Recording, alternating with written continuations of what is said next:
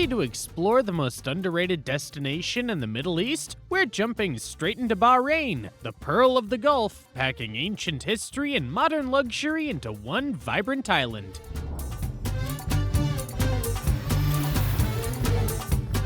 Over these 2 days, you'll conquer the ancient Riffa fort, hunt for treasures in the souks, and get all the insider tips you need to navigate the country like a pro. Make sure you hit that subscribe button so you don't miss our travel secrets. Day 1. Exploring Manama's cultural core and waterfront. Morning. Bab al-Bahrain. Kick off your morning at Bab al-Bahrain. This 1940s arch is the official gateway to the Manama Souq. It was originally built by the British advisor Charles Belgrave to house the government customs offices. Believe it or not, it used to stand right on the water's edge before the land was reclaimed, proof of just how much the island has expanded. Don't just stand outside, walk through the archway to enter the market. I recommend stopping briefly at the Tourist Information Office inside the gate to grab a physical map. The streets beyond here are a maze, and having the layout in hand saves you a lot of time. Insider tip. For the best photo, ignore the side angles and stand directly inside the center of the plaza. Get this shot done early because the area floods with delivery trucks and traffic by mid-morning. Manama Souq and Little India. Pass the arch and head directly into the Manama Souq. This is the real heartbeat of the city, packed with everything from intense spices to distinctively red Bahraini gold. If you're serious about jewelry, ask for the Gold City building. It's a separate, multi-story complex right next to the souk dedicated entirely to 21 and 24-karat pieces. Your best strategy is to wander the covered passages while the air's still cool. Make sure to veer into the Little India district, just south of the main Gold Street.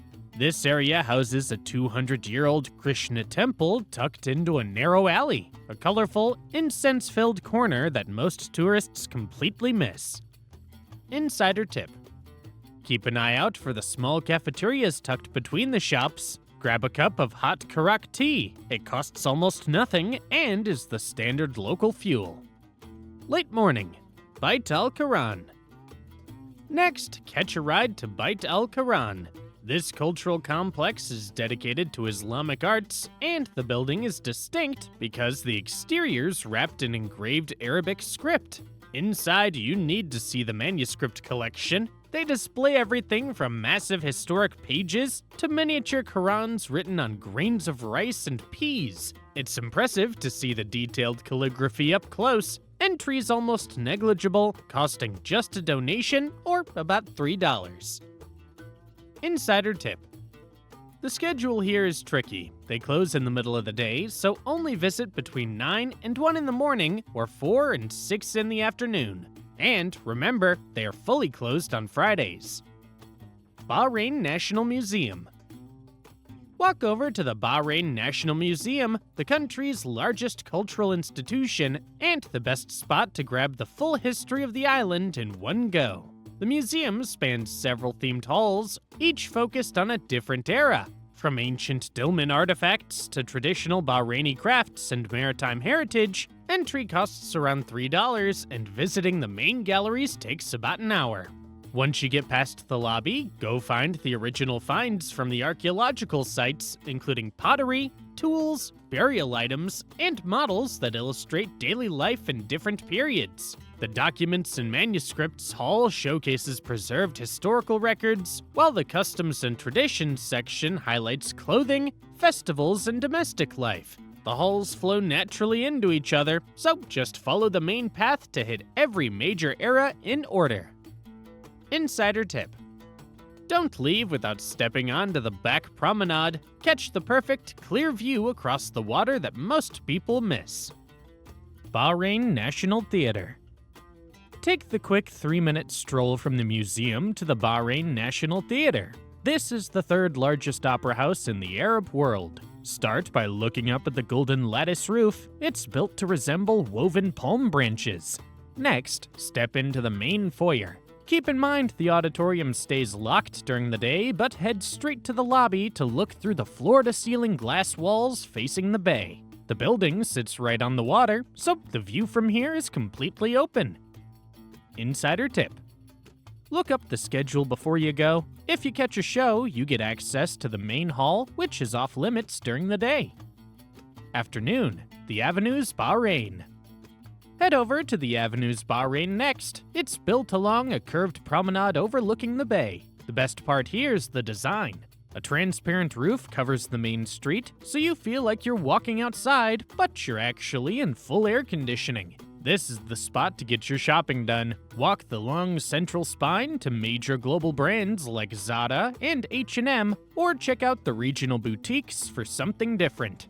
Once you finish browsing, step out the back doors onto the corniche. The view of the Manama skyline from the water's edge is unbeatable. Lunch at Joe's Cafe Bahrain. Since you're already at the Avenues, grab a table at Joe's Cafe. It offers a polished atmosphere right by the water, perfect for a relaxed midday meal. Go for the creamy mushroom risotto or the classic Joe's burger. They're the standouts on the menu. Plan to spend about $25 to $40 per person here.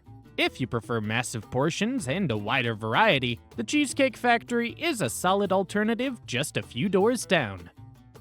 Late afternoon, Juffair.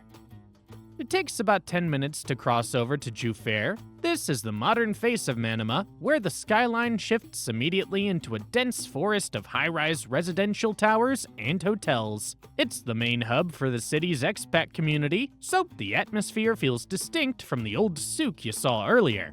Head straight to Al-Shabab Avenue. Locals call this the American Alley because of the endless rows of restaurants and diners lining the street. Stop at Dos Cafe on the main avenue for a quick recharge, order their famous Japanese cheesecake or a cold brew, and just take a moment to sit back and watch the busy street life. If you want a more gritty local vibe, drive 5 minutes further to Old Juffair, where food trucks and small grills serve cheaper, authentic shawarma. Evening, Amwaj Islands.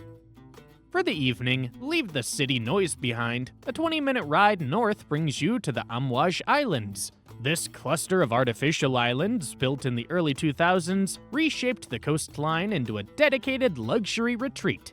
The area is packed with high-end hotels and waterfront villas that face the open Persian Gulf, making it feel miles away from the busy capital. Head straight to the lagoon to see the center of it all. It's a massive outdoor complex with a kilometer-long promenade curving right around the water.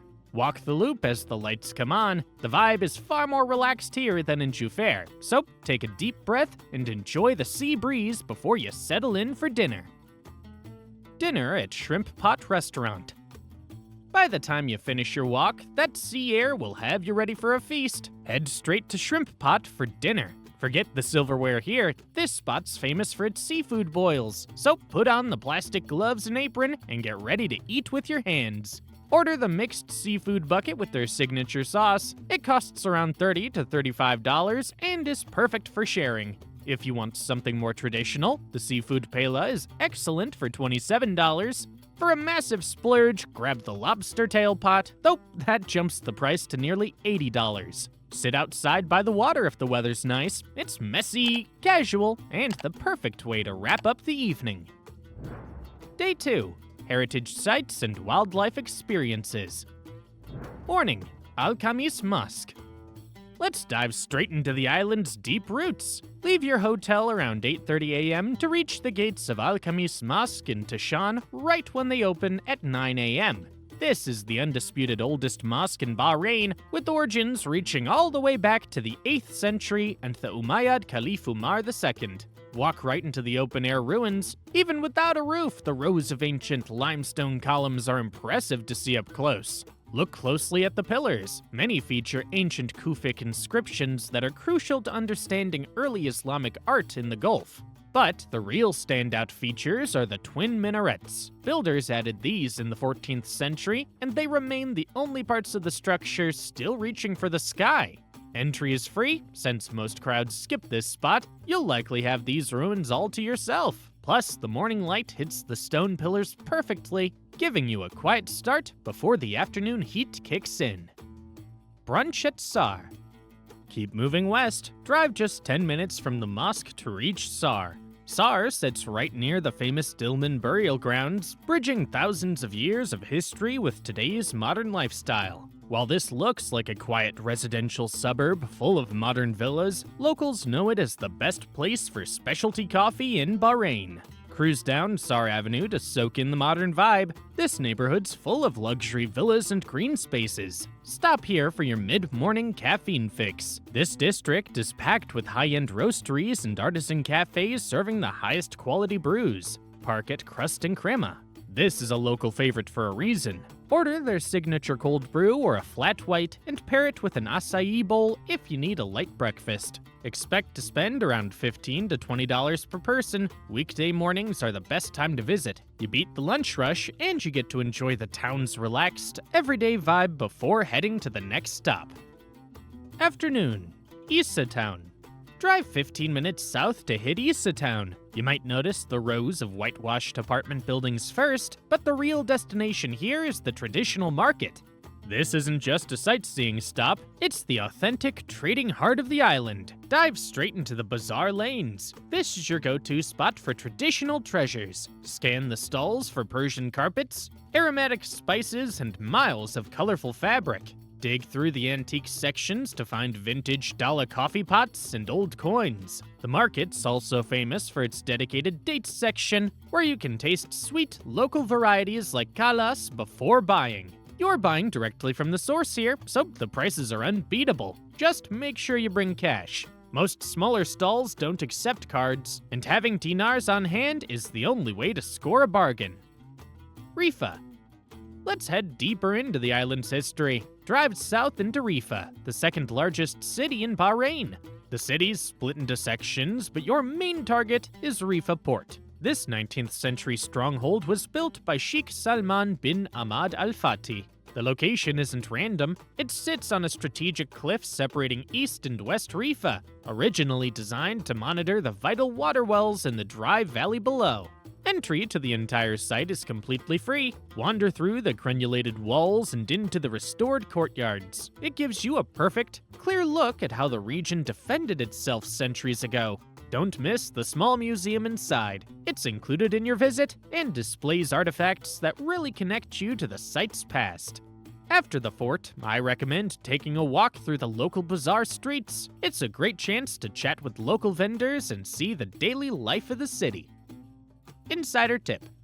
The upper level of Riffa Fort has one of the absolute best open viewpoints overlooking the Hunanaya Valley. Make sure you walk up there before you leave for the perfect photo. Late afternoon, Areen Wildlife Reserve. Drive out into Sakir and pull into the Areen Wildlife Reserve. This is one of the island's key nature areas, operating for over 30 years to protect rare animal species. This park plays a global role in conservation. It was specifically established to save the Arabian oryx from extinction, so seeing them here means witnessing a successful return from the brink. Get your camera ready for the wildlife. You'll spot the scimitar horned oryx, Adax, Dama gazelle, and wild goats. You can even find giraffes roaming the grounds. The paths are clearly marked, so you can easily explore the area on your own without needing a tour guide. A ticket costs just under $3. Walk the paths to see the animals native to the region right up close. Evening. Dinner at Rivage. Wrap up your Bahrain adventure with a royal feast at Rivage. Drive just 5 minutes west from the reserve to the Souq coastline to find this spot inside the Sofitel Bahrain Souq. The interior is stunning, designed to look exactly like a traditional North Indian palace. Prepare your palate for bold flavors. The kitchen specializes in North Indian and Hyderabadi classics. I recommend you order the Hyderabadi kebab to start, then dive into the rich curries or the aromatic biryani. They cook everything using traditional techniques, so the taste is authentic and intense. This is a 5-star experience, so the prices match the luxury setting. Plan to spend around $60 to $80 per person for a full dinner. It's the perfect, refined setting to celebrate your final night on the island. Insider tip. If you plan to visit on a weekend, book a table in advance. This spot fills up fast, especially for later evening slots. Useful info for spending 2 days in Bahrain. Best time to visit. Target November through March for your trip. These are the ideal months where daytime temperatures sit comfortably between 65 and 75 degrees Fahrenheit or 18 to 24 degrees Celsius. The weather's perfect for walking the streets and exploring outdoor favorites like Amwaj Islands and the Areen Reserve. Avoid June through August. Temperatures spike above 100 degrees Fahrenheit or 38 degrees Celsius, making outdoor exploration grueling. If you travel during the shoulder seasons, prioritize indoor spots to escape the midday sun. City airport tips. Your entry point is Bahrain International Airport, located just 5 miles or 8 kilometers from central Manama. To hit the city fast, jump straight into a taxi. Most rides take about 15 minutes and cost roughly $15 to $20, depending on the traffic. For a wallet-friendly option, catch the airport bus for less than $1, though you should expect a longer travel time of around 40 minutes. Ride-hailing services are also a solid choice, offering similar pricing to standard taxis, but with the convenience of handling everything through your phone. Where to stay in Bahrain? For a short stay, make Manama your headquarters. Districts like Souq, the diplomatic area, and Juffair put you right in the middle of the action, close to the best museums and souks. Hotels here are a solid value, typically ranging from $90 to $160 per night, ensuring you waste zero time traveling to the main cultural sites. If you crave a sea view, shift your focus to the Amwaj Islands. This area offers a totally different vibe with modern hotels and apartments, usually priced between $120 and $200. For the ultimate luxury finish, aim for the Souq area in the west coast. This is primary beachfront territory, so rooms generally run from $200 to $350 depending on the season, but the sprawling resorts and private beaches make it absolutely worth the extra cost. How to get around Bahrain? Getting around Bahrain is simple, but you need wheels. The country's built for driving, so your best option is a taxi or a ride-hailing app. These are the fastest ways to cut through the traffic between districts, with most short trips costing just $5 to $10. For a budget-friendly alternative, hop on the public bus. It covers the main routes for around $1 per ride, though it takes significantly longer than a cab. To really unlock the island, rent a car. Daily rates start at $30 to $40, and having your own keys gives you the freedom to explore Riffa and Areen without waiting on a driver. Forget about walking between districts. Stick to foot travel only in specific zones like Manama, Souq, or the Amwaj waterfront. The rest of the country is not designed for pedestrians. Where to eat in Bahrain? Bahrain's food scene blends deep tradition with modern luxury. For a classic experience, dive into the Manama Souq and find Haji's Cafe. This legendary spot has no menu, you simply eat whatever's fresh that day. It's an authentic cultural immersion that costs just $10 to $15 for a full feast. For a high-end alternative near Souq, drive out to Palma at Raffles Al Areen. This restaurant serves spectacular Mediterranean dishes set against lush gardens, with a refined meal typically running $50 to $70 per person. Finally, for purely plant-based food, drive to Plant Cafe in Hamala. It stands as the island's premier vegan kitchen, serving creative bowls and burgers that even meat lovers love, with mains usually costing around $15 to $25. Our time in the kingdom has come to an end. You've explored the UNESCO forts, tasted the authentic flavors of local markets, and relaxed in style at the Amwaj Islands. If you found this guide helpful, hit the like button and subscribe so you never miss a destination. Ready to keep exploring? Your destination through Oman starts right here, bringing you jaw-dropping canyons and turquoise coastlines that'll blow your mind.